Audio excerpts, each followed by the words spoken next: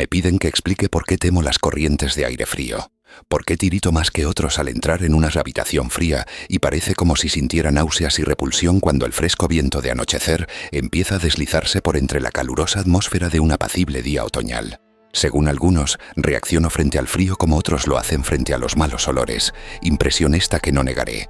Lo que haré es referir el caso más espeluznante que me ha sucedido, para que ustedes juzguen en consecuencia si constituye o no una razonada explicación de esta peculiaridad mía. Es una equivocación creer que el horror se asocia inextricablemente con la oscuridad, el silencio y la soledad. Yo me di de bruces con él en plena tarde, en pleno ajetreo de la gran urbe y en medio del bullicio propio de una destartalada y modesta pensión, en compañía de una prosaica patrona y dos fornidos hombres. En la primavera de 1923 había conseguido un trabajo bastante monótono y mal remunerado en una revista de la ciudad de Nueva York, y viéndome imposibilitado de pagar un sustancioso alquiler, empecé a mudarme de una pensión barata a otra en busca de una habitación que reuniera las cualidades de una cierta limpieza, un mobiliario que pudiera pasar y un precio lo más razonable posible. Pronto comprobé que no quedaba más remedio que elegir entre soluciones malas, pero tras algún tiempo recalé en una casa situada en la calle 14 Oeste que me desagradó bastante menos que las otras en que me había alojado hasta entonces. El lugar en cuestión era una mansión de piedra rojiza de 4 pisos, que debía datar de finales de la década de 1840, y provista de mármol y obra de marquetería cuyo herrumbroso y descolorido esplendor era muestra de la exquisita opulencia que debió tener en otras épocas. En las habitaciones, amplias y de techo alto, empapeladas con el peor gusto y ridículamente adornadas con artesonado de escayola, había un persistente olor a humedad y a dudosa cocina. Pero los suelos estaban limpios, la ropa de cama podía pasar y el agua caliente apenas se cortaba o enfriaba, de forma que llegué a considerarlo como un lugar cuando menos soportable para hibernar hasta el día en que pudiera volver realmente a vivir. La patrona, una desaliñada y casi barbuda mujer española apellidada Herrero, no me importunaba con habladurías ni se quejaba cuando dejaba encendida la luz hasta altas horas en el vestíbulo de mi tercer piso, y mis compañeros de pensión eran tan pacíficos y poco comunicativos como desearía. Tipos toscos, españoles en su mayoría, apenas con el menor grado de educación. Solo el estrépito de los coches que circulaban por la calle constituía una auténtica molestia. Llevaría allí unas 3 semanas cuando se produjo el primer extraño incidente. Una noche, a eso de las 8, oí como si cayeran gotas en el suelo y de repente advertí que llevaba un rato respirando el acre olor característico del amoníaco. Tras echar una mirada a mi alrededor, vi que el techo estaba húmedo y goteaba. La humedad procedía, a mi al parecer, de un ángulo de la fachada que daba a la calle. Deseoso de cortarla en su origen, me dirigí apresuradamente a la planta baja para decírselo a la patrona, quien me aseguró que el problema se solucionaría de inmediato. «El doctor Muñoz», dijo en voz alta mientras corría escaleras arriba delante de mí. «Ha debido derramar algún producto químico. Está demasiado enfermo para cuidar de sí mismo. Cada día que pasa está más enfermo. Pero no quiere que nadie le atienda. Tiene una enfermedad muy extraña. Todo el día se lo pasa tomando baños de un olor la mar de raro y no puede excitarse ni acalorarse. Él mismo se hace la limpieza. Su pequeña habitación está llena de botellas y de máquinas y no ejerce de médico. Pero en otros tiempos fue famoso. Mi padre oyó hablar de él en Barcelona. Y no hace mucho le curó al fontanero un brazo que se había herido en un accidente. Jamás sale. Todo lo más se le ve de vez en cuando en la terraza, y mi hijo Esteban le lleva a mi habitación la comida, la ropa limpia, las medicinas y los preparados químicos. Dios mío, hay que ver la sal de amoníaco que gasta ese hombre para estar siempre fresco. Mrs. Herrero desapareció por el hueco de la escalera en dirección al 4.º piso, y yo volví a mi habitación. Amoníaco dejó de gotear, y mientras recogía el que se había vertido y abría la ventana para que entrase aire, oí arriba los macilentos pasos de la patrona. Nunca había oído hablar al doctor Muñoz, a excepción de ciertos sonidos que parecían más bien propios de un motor de gasolina. Su andar era calmo y apenas perceptible. Por unos instantes me inquirí qué extraña dolencia podía tener aquel hombre, y si su obstinada negativa a cualquier auxilio proveniente del exterior no sería sino el resultado de una extravagancia sin fundamento aparente. Ay, se me ocurrió pensar, un tremendo pathos en el estado de aquellas personas que en algún momento de su vida han ocupado una posición alta y posteriormente la han perdido. Tal vez no hubiera nunca conocido al doctor Muñoz, de no haber sido por el ataque al corazón que de repente sufrí una mañana mientras escribía en mi habitación. Los médicos me habían advertido del peligro que corría si me sobrevenían tales accesos, y sabía que no había tiempo que perder. Así pues, recordando lo que la patrona había dicho acerca de los cuidados prestados por aquel enfermo al obrero herido, me arrastré como pude hasta el piso superior y llamé débilmente a la puerta justo encima de la mía. Mis golpes fueron contestados en buen inglés por una extraña voz, situada a cierta distancia a la derecha de la puerta, que preguntó cuál era mi nombre y el objeto de mi visita. Aclarados ambos puntos, se abrió la puerta contigua a la que yo había llamado. Un soplo de aire frío salió a recibirme a manera de saludo, y aunque era uno de esos días calurosos de finales de junio, me puse a tiritar al traspasar el umbral de una amplia estancia, cuya elegante y suntuosa decoración me sorprendió en tan destartalado y mugriento nido. Una cama plegable desempeñaba ahora su diurno papel de sofá, y los muebles de caoba, lujosas cortinas, antiguos cuadros y añejas estanterías hacían pensar más en el estudio de un señor de buena crianza que en la habitación de una casa de huéspedes. Pude ver que el vestíbulo que había encima del mío, la pequeña habitación llena de botellas y máquinas a la que se había referido Mrs. Herrero, no era sino el laboratorio del doctor, y que la principal habitación era la espaciosa pieza contigua a este cuyos confortables nichos y amplio cuarto de baño le permitían ocultar todos los aparadores y engorrosos ingenios utilitarios.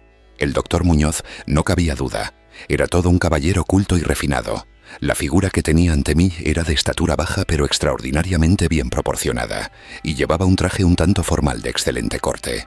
Una cara de nobles facciones, de expresión firme aunque no arrogante, adornada por una recortada barba de color gris metálico y unos anticuados quevedos que protegían unos oscuros y grandes ojos coronando una nariz aguileña, conferían un toque moruno a una fisonomía por lo demás predominante celtibérica.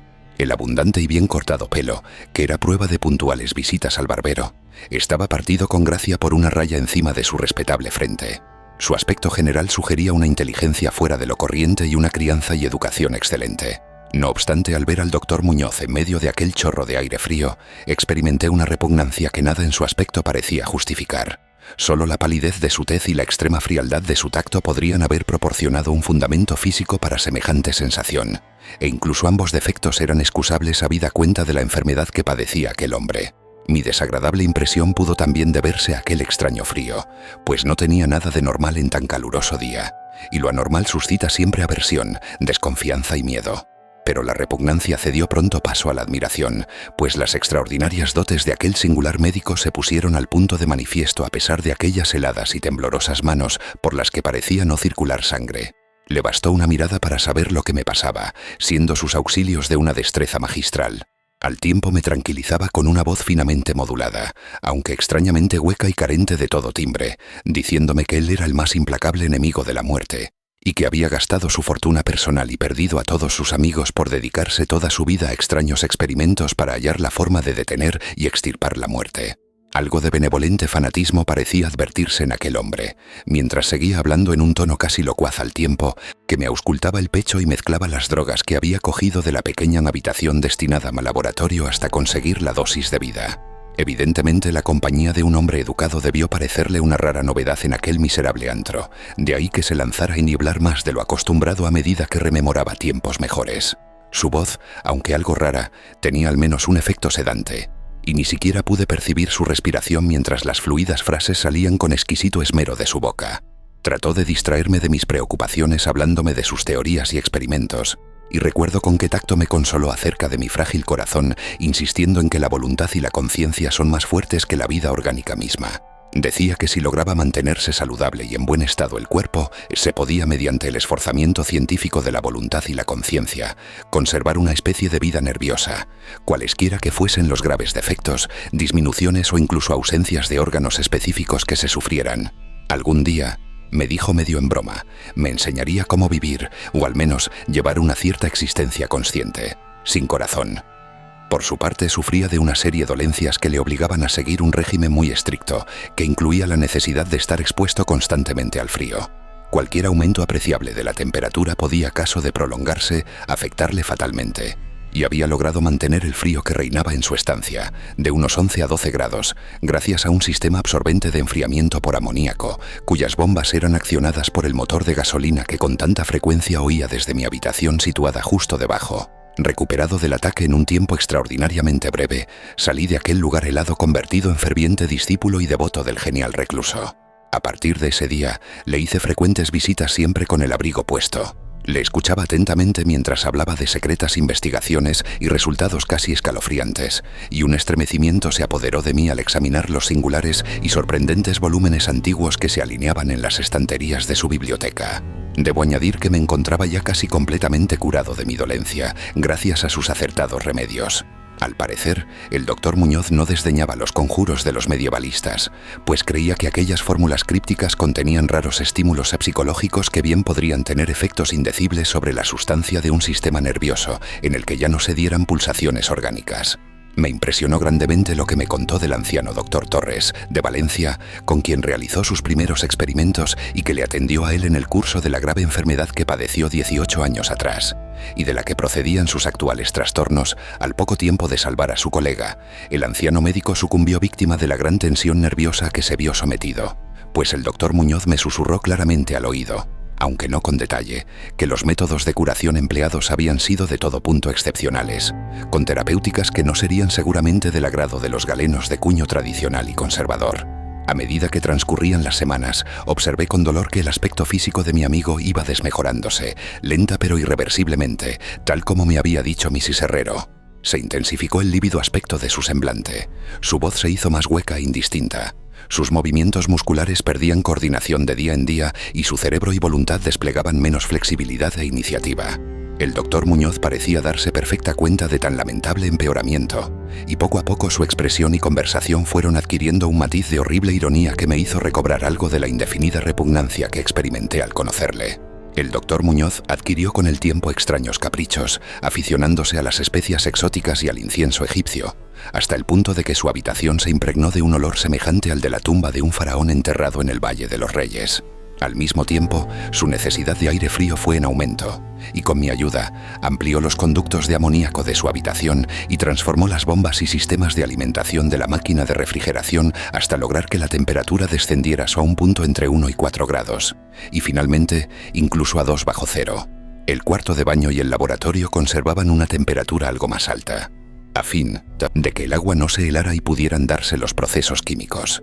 El huésped que habitaba en la habitación contigua se quejó del aire glacial que se filtraba a través de la puerta de comunicación, así que tuve que ayudar al doctor a poner unos tupidos cortinajes para solucionar el problema. Una especie de creciente horror, desmedido y morboso, pareció apoderarse de él. No cesaba de hablar de la muerte, pero estallaba en sordas risas cuando, en el curso de la conversación, se aludía con suma delicadeza a cosas como los preparativos para el entierro o los funerales. Con el tiempo, el doctor acabó convirtiéndose en una desconcertante y hasta desagradable compañía. Pero, en mi gratitud por haberme curado, no podía abandonarle en manos de los extraños que le rodeaban. Así que tuve buen cuidado de limpiar su habitación y atenderle en sus necesidades cotidianas, embutido en un grueso gabán que me compré especialmente para tal fin. Asimismo, le hacía el grueso de sus compras, aunque no salía de mi estupor ante algunos de los artículos que me encargaba comprar en las farmacias y almacenes de productos químicos. Una creciente e indefinible atmósfera de pánico parecía desprenderse de su estancia. La casa entera, como ya he dicho, despedía un olor a humedad, pero el olor de las habitaciones del doctor Muñoz era aún peor, y no obstante las especias, el incienso y el acre, perfume de los productos químicos de los ahora incesantes baños, que insistía en tomar sin ayuda alguna, comprendí que aquel olor debía guardar relación con su enfermedad, y me estremecí al pensar cuál podría ser. Mrs. Herrero se santiguaba cada vez que se cruzaba con él, y finalmente lo abandonó por entero en mis manos, no dejando siquiera que su hijo Esteban siguiese haciéndole los recados. Cuando yo le sugería la conveniencia de avisar a otro médico, el paciente montaba en el máximo estado de cólera que parecía atreverse a alcanzar. Temía sin duda el efecto físico de una violenta emoción, pero su voluntad y coraje crecían en lugar de menguar, negándose a meterse en la cama. La lasitud de los primeros días de su enfermedad dio paso a un retorno de su vehemente ánimo, hasta el punto de que parecía desafiar a gritos al demonio de la muerte aun cuando corriese el riesgo de que el tradicional enemigo se apoderase de él. Dejó prácticamente de comer, algo que curiosamente siempre dio la impresión de ser una formalidad en él, y solo la energía mental que le restaba parecía librarle del colapso definitivo. Adquirió la costumbre de escribir largos documentos que sellaba con cuidado y llenaba de instrucciones para que a su muerte los remitiera yo a sus destinatarios. Estos eran en su mayoría de las Indias occidentales, pero entre ellos se encontraba un médico francés famoso en otro tiempo y al que ahora se daba por muerto, y del que se decían las cosas más increíbles. Pero lo que hice en realidad fue quemar todos los documentos antes de enviarlos o abrirlos. El aspecto y la voz del doctor Muñoz se volvieron absolutamente espantosos y su presencia casi insoportable. Un día de septiembre, una inesperada mirada suscitó una crisis epiléptica en un hombre que había venido a reparar la lámpara eléctrica de su mesa de trabajo. Ataque este del que se recuperó gracias a las indicaciones del doctor mientras se mantenía lejos de su vista. Aquel hombre, harto sorprendentemente, había vivido los horrores de la Gran Guerra sin sufrir tamaña sensación de terror. Un día, a mediados de octubre, sobrevino el horror de los horrores de forma pasmosamente repentina. Una noche, a eso de las 11, se rompió la bomba de la máquina de refrigeración, por lo que pasadas 3 horas resultó imposible mantener el proceso de enfriamiento del amoníaco. El doctor Muñoz me avisó dando golpes en el suelo, y yo hice lo imposible por reparar la avería, mientras mi vecino no cesaba de lanzar imprecaciones en una voz tan exánime y espeluznantemente hueca que excede toda posible descripción. Mis esfuerzos de aficionado, empero, resultaron inútiles, y cuando al cabo de un rato me presenté con un mecánico de un garaje nocturno cercano, comprobamos que nada podía hacerse hasta la mañana siguiente, pues hacía falta un nuevo pistón. La rabia y el pánico del moribundo ermitaño adquirieron proporciones grotescas, dando la impresión de que fuera a quebrarse lo que quedaba de su debilitado físico, hasta que en un momento dado un espasmo le obligó a llevarse las manos a los ojos y precipitarse hacia el cuarto de baño. Salió de allí a tientas con el rostro fuertemente vendado y ya no volví a ver sus ojos. El frío reinante en la estancia empezó a disminuir de forma harto apreciable, y a eso de las 5 de la mañana el doctor se retiró al cuarto de baño, al tiempo que me encargaba le procurase todo el hielo que pudiera conseguir en las tiendas y cafeterías abiertas durante la noche. Cada vez que regresaba de alguna de mis desalentadoras correrías y dejaba el botín delante de la puerta cerrada del baño, y Swing podía oír un incansable chapoteo dentro y una voz ronca que gritaba: «Más, más». Finalmente amaneció un caluroso día, y las tiendas fueron abriendo una tras otra. Le pedí a Esteban que me ayudara en la búsqueda del hielo mientras yo me encargaba de conseguir el pistón. Pero siguiendo las órdenes de su madre, el muchacho se negó en redondo.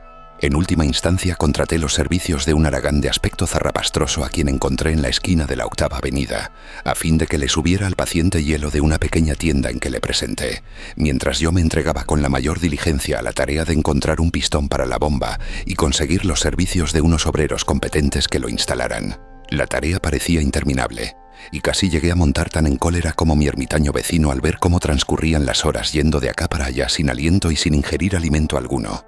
Tras mucho telefonear en vano e ir de un lado a otro en metro y automóvil, serían las 12 cuando muy lejos del centro encontré un almacén de repuestos donde tenían lo que buscaba, y aproximadamente hora y media después llegaba a la pensión con el instrumental necesario y 2 fornidos y avezados mecánicos. Había hecho todo lo que estaba en mi mano y solo me quedaba esperar que llegase a tiempo. Sin embargo, un indecible terror me había precedido. La casa estaba totalmente alborotada, y por encima del incesante parloteo de las atemorizadas voces pude oír a un hombre que rezaba con profunda voz debajo. Algo diabólico flotaba en el ambiente, y los huéspedes pasaban las cuentas de sus rosarios al llegar hasta ellos el olor que salía por debajo de la trancada puerta del doctor. Al parecer, el tipo que había contratado salió precipitadamente dando histéricos alaridos al poco de regresar de su segundo viaje en busca de hielo. Quizás se debiera todo a un exceso de curiosidad. En la precipitada huida no pudo desde luego cerrar la puerta tras de sí, pero lo cierto es que estaba cerrada y a lo que parecía desde el interior. Dentro no se oía el menor ruido, salvo un indefinible goteo lento y espeso. Tras consultar brevemente con la señora Herrero y los obreros, no obstante el miedo que me tenía atenazado, opiné que lo mejor sería forzar la puerta. Pero la patrona halló el modo de hacer girar la llave desde el exterior sirviéndose de un artilugio de alambre. Con anterioridad, habíamos abierto las puertas del resto de las habitaciones de aquel ala del edificio, y otro tanto hicimos con todas las ventanas. A continuación, y protegidas las narices con pañuelos, penetramos temblando de miedo en la hedionda mi habitación del doctor que, orientada al mediodía, abrasaba con el caluroso sol de primeras horas de la tarde. Una especie de rastro oscuro y viscoso llevaba desde la puerta abierta del cuarto de baño a la puerta de vestíbulo, y desde aquí al escritorio, donde se había formado un horrible charco. Encima de la mesa había un trozo de papel, garrapateado a lápiz por una repulsiva y ciega mano, terriblemente manchado. También, al parecer, por las mismas garras que trazaron apresuradamente las últimas palabras. El rastro llevaba hasta el sofá en donde finalizaba inexplicablemente.